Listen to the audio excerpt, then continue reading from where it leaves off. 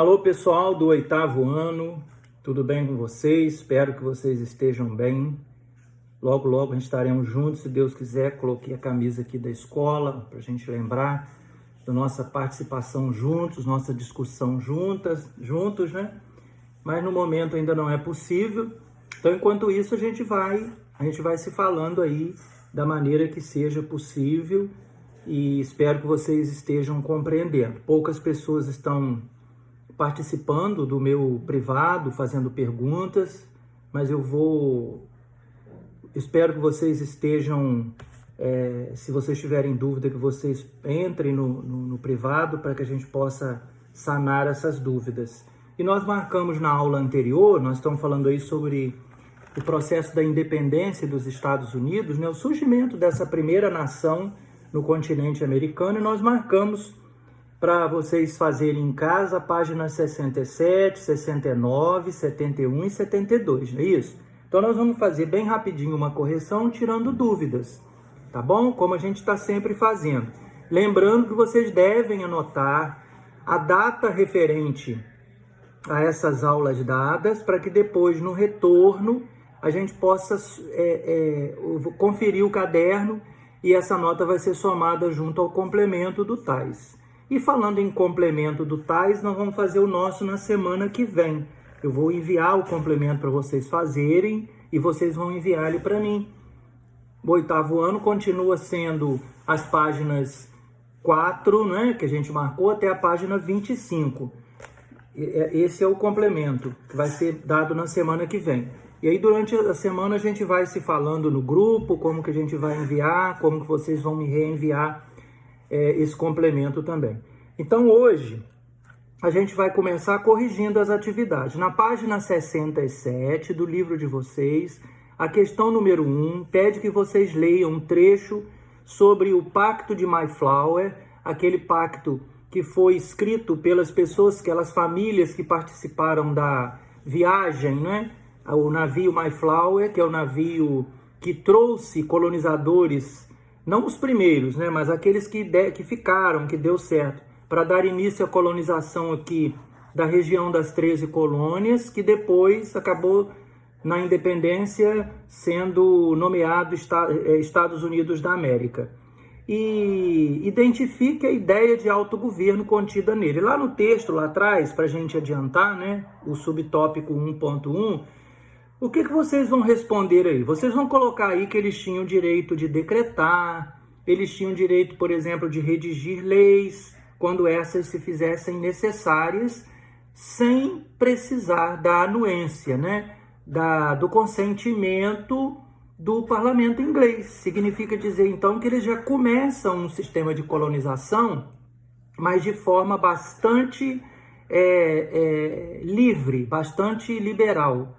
Então vocês podem colocar aí que eles tinham direito de decretar, eles tinham direito de redigir leis quando elas se fizessem necessárias, sem o consentimento do parlamento inglês.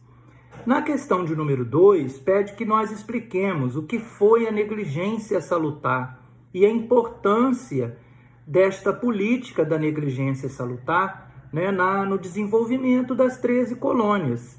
O que é a negligência salutar, gente? É a pouca interferência do governo inglês nos assuntos dos colonos norte-americanos. Ou seja, aquela região pertencia à Inglaterra, mas o governo inglês não interferia tanto nos assuntos referentes às 13 colônias. Então, claro, né, tanto politicamente como economicamente, a gente vai ver um desenvolvimento muito maior. Comparando com a situação do Brasil, que havia, né, um controle da coroa portuguesa muito rígido, através do monopólio, né, através de uma cobrança severa de impostos, proibições, né, foi muito diferente de nós. A questão número 3 pergunta por que a Guerra dos 7 Anos provocou a mudança de posição em relação ao governo inglês e às 13 colônias. Aí já é uma pergunta diferente da questão número 2. Por quê? Porque o governo inglês, apesar de haver vencido a guerra, né, ele saiu endividado. Então ele precisava reorganizar as suas finanças Por isso, então, ele cria impostos para que os colonos viessem a pagar, né, galera? Então, a resposta pequenininha. Havia necessidade de o governo inglês reorganizar suas perdas com essa Guerra dos 7 Anos. Lembrando que a Guerra dos 7 Anos foi aquela guerra entre a França e a Inglaterra. Agora, na página 69, dando continuidade aí à numeração, página 69 é o número 4, diz assim: o endividamento da Inglaterra decorrente da Guerra dos 7 Anos levou ao fim a negligência salutar. Negligência salutar, aquela pouca importância, aquele pouco controle, né, que a Inglaterra tinha sobre sua colônia. Cite e explique 3 leis impostas pelo governo inglês que demonstram sua intenção de impor agora um pacto colonial. Lembra que a gente brincou em sala de aula, né, que quando a gente tem um filho e ele é criado até a idade de 18 e 20 anos com a maior liberdade e de repente seus pais resolvem podar, diminuir essa liberdade que eles tinham, o que vai acontecer? Ele vai ficar doido, ele não vai aceitar. Então é o que aconteceu com relação aos colonos ingleses. Eles estavam acostumados com uma certa liberdade que agora não tiveram mais. Então o que vocês podem responder nessa questão aí? Vocês podem colocar sobre a lei do açúcar, a lei do chá e a lei do selo. A lei do açúcar era um imposto que os ingleses cobravam sobre a compra do açúcar ou do melaço. Se eles estiverem comprando das Antilhas Britânicas, beleza. Se eles estivessem comprando das Antilhas Holandesas, eles teriam que pagar um pesado imposto sobre esse açúcar. A lei do selo, fácil de ser entendida, significa que qualquer documento impresso na colônia, livros, jornais, revistas, periódicos, deveriam ter um selo. E esse selo teria que ser comprado da Inglaterra, é claro, né? Mais um dinheirinho para os cofres públicos ingleses. E a lei do chá é o monopólio inglês sobre a compra e a venda do chá, a distribuição do chá, né? Porque os norte-americanos, eles tinham liberdade de comprar o chá diretamente da China e revender, inclusive, esse chá. E aí agora acabou essa colher de chá, né? Eles agora não poderiam mais ter essa liberdade. E isso acabou gerando ondas de revolta. É como a gente brincou agora há pouco, né? Você criou com uma certa liberdade e de repente tira toda ela. A questão número 5 pede que a gente fale sobre o massacre de Boston e a festa do chá de Boston. São duas situações, né, que remontam aí à insatisfação dos colonos norte-americanos com as novas leis que os ingleses criaram. Essas novas leis, esses novos impostos, né, que os ingleses criaram.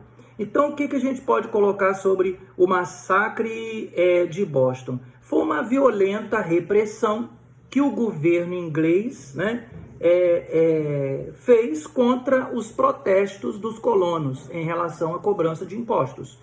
Foi uma violenta reação do governo inglês contra os protestos que os colonos faziam em relação aos novos impostos que o parlamento inglês votou para eles pagarem. A festa do chá de Boston também é uma revolta, né, dos colonos, que significou o quê? Que os colonos vestidos de indígenas, de índios, né, eles invadem, eles atacam um carregamento de chá inglês e jogam aquilo tudo dentro do mar, de uma companhia inglesa. O que a Inglaterra faz, então? Ela exige ser ressarcida daquela perda que ela teve. Isso vai gerar, inclusive, nós vamos ver, a reunião do 2º Congresso da Filadélfia, que propõe a ruptura entre a colônia e a metrópole. A questão número 6. As leis intoleráveis levaram ao ápice o descontentamento dos colonos ingleses. Explique o que foram essas leis.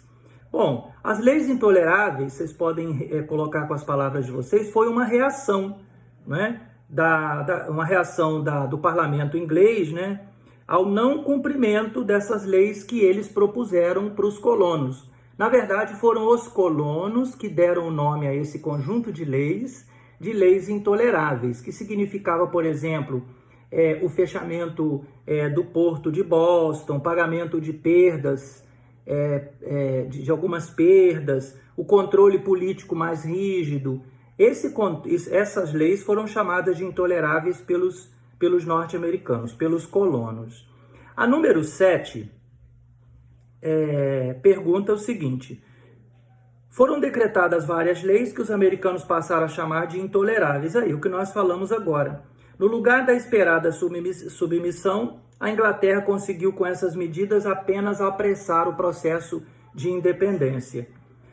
Aí justifique a afirmativa do autor de que a Inglaterra conseguiu incentivar ainda mais o processo da independência. Nós já falamos isso lá atrás, né?